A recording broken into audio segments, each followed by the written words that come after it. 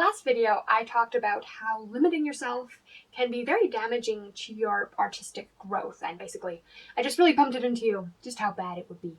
But it's one thing to know that it's bad to limit yourself, and it's a whole nother thing to do that, and to do it successfully.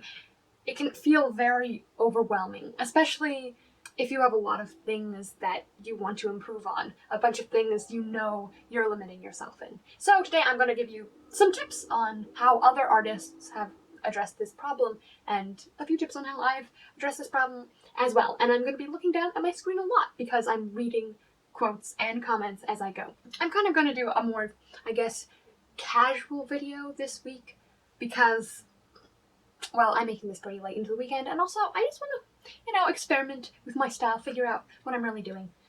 But anyway, enough jibber jabber. Like I said, it's a casual video. Don't get on my case.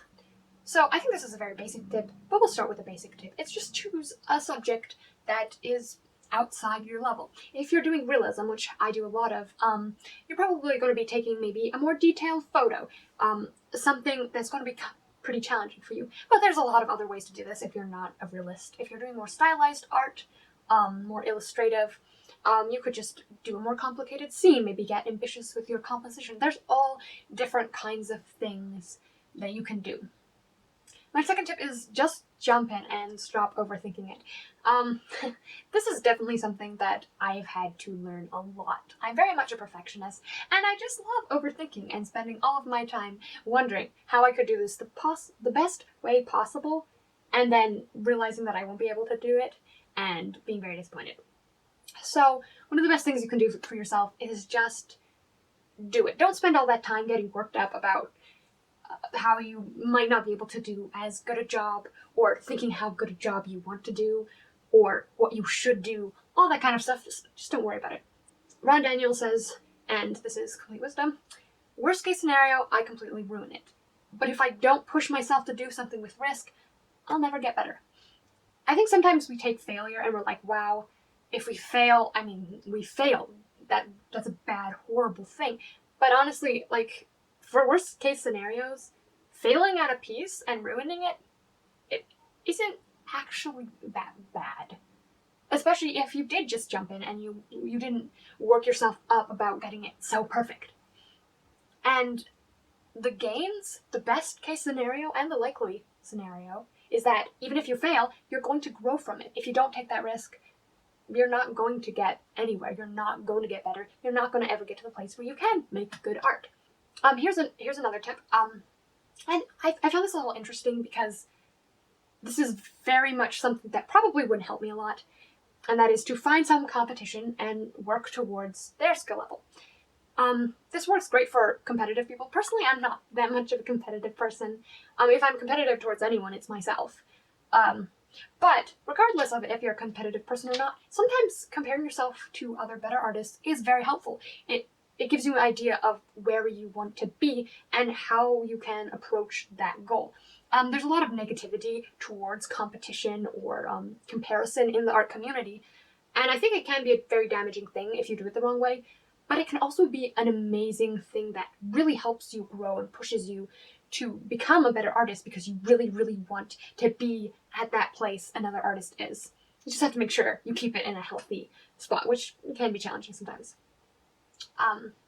Shanti from Shanti Fine Art, she has a YouTube channel, so I'll definitely have that linked. And all of the artists that participated in this that I kind of mentioned their ideas, their links are going to be down below as long as I can find, or they gave me links for that. But anyway, Shanti, I think that's how you say her name.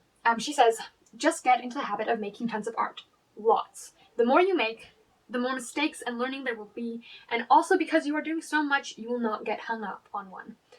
Yeah, you definitely, the more artwork you make, the less precious you become with them, really, because you realize, hey, it's just another piece of art. It's not like you spent the whole year working up towards that one thing, and that's the only thing you've done, and oh my, it's a failure. All of your art for the year is suddenly a failure. No, it's like, you did 52 pieces already, it's just one fail. Or, probably more than one, because, let's be honest, art is hard. But still, it really helps you not to be precious about your things when you're constantly creating and you're kind of used to the failure, or used to your skill level, or whatever else. Another thing you can do is do a challenge. One of my favorite challenges to do is Inktober because it's popular. No, just because I love ink so much.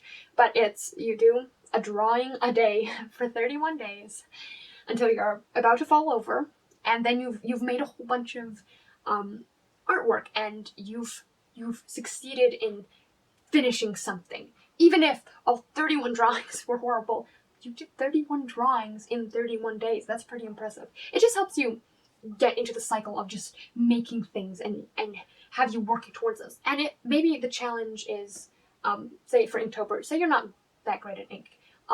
That will help you get better at ink. You're pushing yourself towards that goal by doing it a lot. Or you could say, maybe I just don't do enough art, or I just can't make art fast enough. Well, that could help with that. It's just that, I don't know, it's useful for so many things. And there's other kinds of challenges you can do too. Now, some people might find that kind of stressful, but I say, well, just find out what works for you. Like, not all of these tips are going to be that helpful, but, you know, just weed them out. Try all of these different things, and maybe one or two of them will help you. Yeah. Advice isn't as straightforward sometimes as I would like it to be. Anyway, so, like I said in my last video on how limiting yourself can be so harmful, I talked about the mental side of it. Sometimes it's not that we don't challenge ourselves physically, like we aren't physically doing things, doing art, that pushes us outside our comfort zone, that pushes us past our skill level. Sometimes it's our head.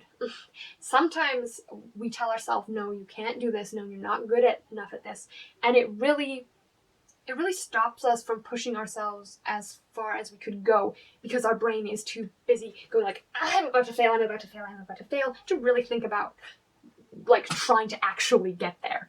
We're too busy flinching, basically. So here are some tips on how you can help with that. And I'll probably, I don't know, do more videos on this subject later. But here's just a few to start you off, I guess. Claudia Cooper says, I tell myself if something doesn't work out, it's not the end of the world. I learn from my mistakes and redo it, or just move on. A mistake is only a failure if I fail to learn from it. And making mistakes is just a natural part of learning and growing. There was kind of a similar quote earlier, and a lot of people said this, and guess what? It's because it's true. It's very true. And I don't know, sometimes we just need it knocked into our head. A failure is just not that bad, okay?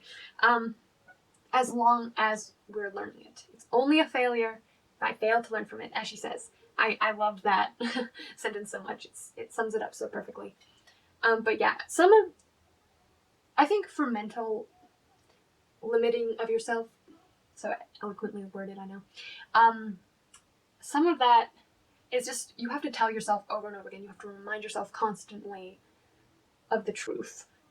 Because sometimes our brains are very resistant to the truth, and especially if you've been telling yourself subconsciously or consciously for a long time that failure is a horrible thing, your brain it's gonna take a while to convince your brain that it's not actually a horrible thing, it's actually a very useful thing if you learn how to defeat it and use it for your benefit. Here's another comment. This one is from Amanda Wheelis, which is about mentally turning it around into something fun. She says, the happy accident resulting from an oops is a new challenge to me in how I can change the original vision of what I thought I wanted to do and create something completely new and different than what I tried before. I really like this because I think sometimes we make mistakes and then we're like, oh, this is ruined, I just can't work on this anymore, and we just give up. That was a pretty dramatic recreation, but you get my point.